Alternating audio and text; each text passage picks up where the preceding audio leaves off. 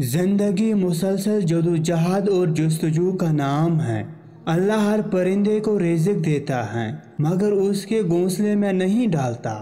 ہمیشہ الحمدللہ کہیں اور یاد رکھیں آپ کی زندگی لاکھوں سے بہتر ہے۔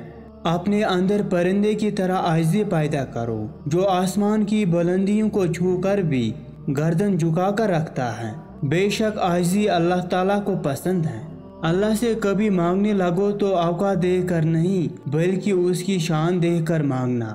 یہ جو فجر کے وقت خاموشی اور سکون ہوتا ہے یہ دنیا کی کسی دولت سے نہیں مل سکتا۔ تم تعلق رکھو تو صحیح اس سے، وہ الجبار ہیں، ٹوٹے دلوں کو جوڑتا ہے۔ وہ آزماتا ضرور ہے مگر آزمائش کے دوران تنہا بھی نہیں چھوڑتا۔ وہ سہارے چھینتا ہے مگر خود سے کبھی دور نہیں کرتا، اور اللہ بہترین سہارا ہے۔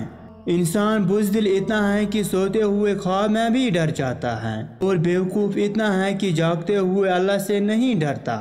رسول صلی اللہ علیہ وسلم نے فرمایا، خیرات کو مت روکو ورنہ تیرا رزق بھی روک دیا جائے گا۔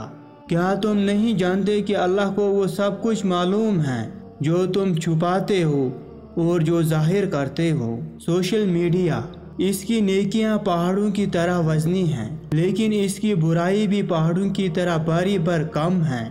رب کریم ہمیں اس میں خیر پھیلانے والی کنجیاں عطا کرے اور اس میں شر کو روکنے کے تالے بھی عطا فرما دے۔